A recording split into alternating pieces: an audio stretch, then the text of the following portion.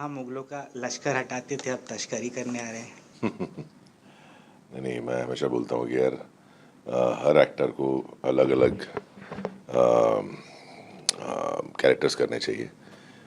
किसी भी एक नॉट कैरेक्टर बट किसी भी एक भूमिका में बन के नहीं रहना चाहिए।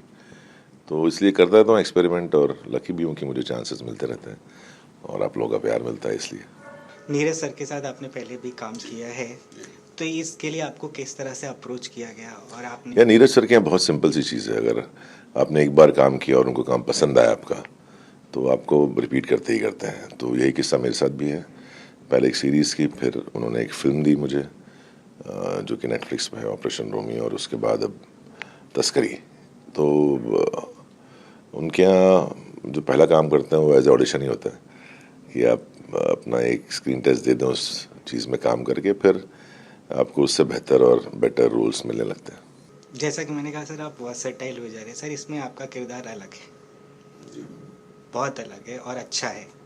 तो इसके लिए आपको क्या करना पड़ेगा अपने?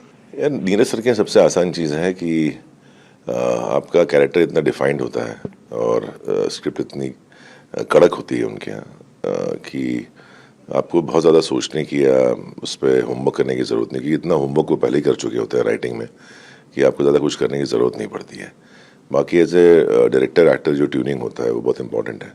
अब चूंकि मैं काम कर चुका हूँ नीरज सर के साथ इतनी बार, तो कहीं ना कहीं वो ट्यूनिंग भी है कि अब जब भी वो समझाते हैं तो मैं काफ़ी हद तक समझ लेता हूँ कैरेक्टर को, और वो खुद नरेट करते हैं हर बार, तो उतना ही काफ़ी होता है। नहीं, अगर आपके लिए नहीं बना हो तो नीरज सर ऑफर ही नहीं करते हैं। वो इतने साल से जानते हैं। ऐसा नहीं कि उन्होंने सिर्फ 3 ही शोज़ या फिल्म बनाई हो। इन 6-7 सालों में उन्होंने करीबन 8 या 9 प्रोजेक्ट्स किए होंगे। तो जहाँ उनको लगता है कि मुझे शरद केलकर चाहिए, वो खुद ही फ़ोन करते हैं। और आप उनसे भी पूछेंगे तो वो यही बोलेंगे कि जहाँ मुझे जिस एक्टर की ज़रूरत होती है मैं उसी को फ़ोन करता हूँ। तो अगर मुझे फ़ोन किया, मुझे बुलाया गया इस कैरेक्टर के लिए, मतलब मेरे लिए बना होगा। तस्करी थोड़ा ऐसा सीरीज है जिसमें बहुत ज़्यादा शोध किया गया होगा, बहुत रिसर्च के बाद ये बनी होगी, तो आपने क्या रिसर्च किया होगा इसमें? मैं क्यों करूँगा रिसर्च? एक्टिंग के लिए मतलब नहीं, एक्टिंग के लिए आपको एक्टर स्क्रिप्ट, किस तरीके से तस्करी करता है, नहीं वो दिमाग से करता है या ताकत से करता नहीं वो सब स्क्रिप्ट में लिखा होता है सर। एज एन एक्टर आपको रिसर्च में वो आपका जोन नहीं है करने का, वो सब स्क्रिप्ट में लिखा होता है। तो इसके लिए अराउंड 1.5 से 2 साल तो नीरज सर उनकी टीम ने रिसर्च की है।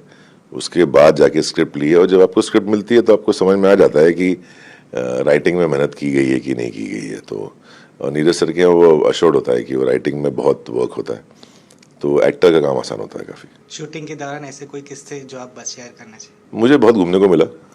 सिर्फ मैं ही एक ऐसा एक्टर था जो जिसने 3 आउटडोर्स किए हैं। मैं मिलान भी गया, इटली भी गया, मतलब मिलान में शूट किया, लेक कोमो में शूट किया, बहरीन में किया, बैंकॉक में किया। बाकी बेचारे गरीब लोग यहीं शूटिंग कर रहे थे।